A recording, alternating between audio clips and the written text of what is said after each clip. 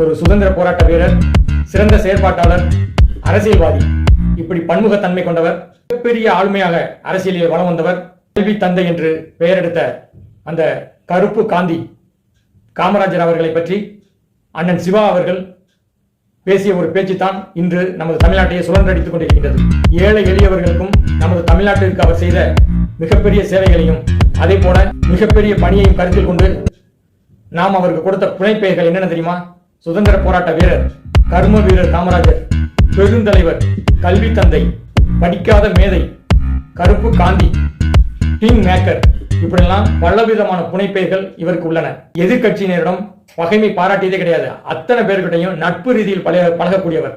அவர் எந்த கட்சியை சார்ந்தவராக இருந்தாலும் சரி, ஆலோசனை சொல்வதிலும் சரி, விஷயங்களிலும் சரி, அனைவருக்கும் ஒரு ஆலோசகராகவும் ஒரு வழிகாட்டியாகவும் திகழ்ந்தவர். அண்ணன் சிவா அவர்கள் குறிப்பிட்டது 3 விஷயங்கள் மட்டும்தான்.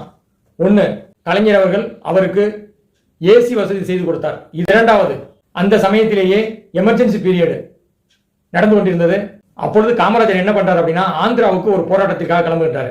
அப்ப மத்திய அரசு காமராஜரை கைது செய்ய வேண்டும் என்று துடித்துக் கொண்டிருக்கின்றது.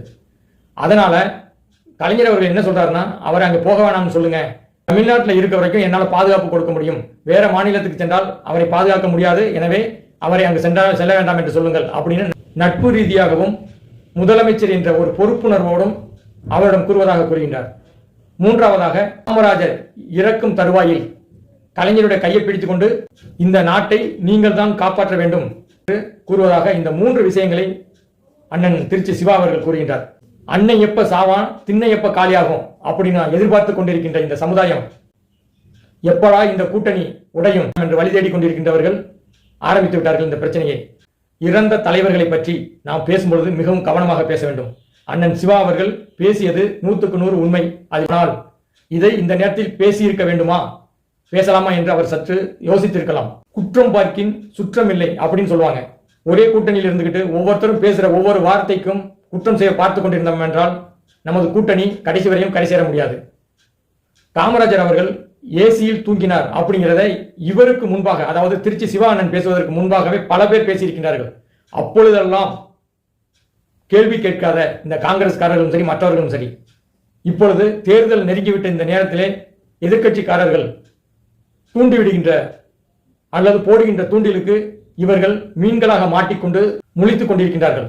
1986 வருடம் பிப்ரவரி மாதம் 7ஆம் தேதி கலைஞர் அவர்கள் பேசியதைத்தான் அண்ணன் சிவா அவர்கள் அந்த மேடையில் பேசினார். 2013 ஜூலை மாதம் 15ஆம் தேதி கலைஞர் அவர்கள் தனது பேஸ்புக்கில்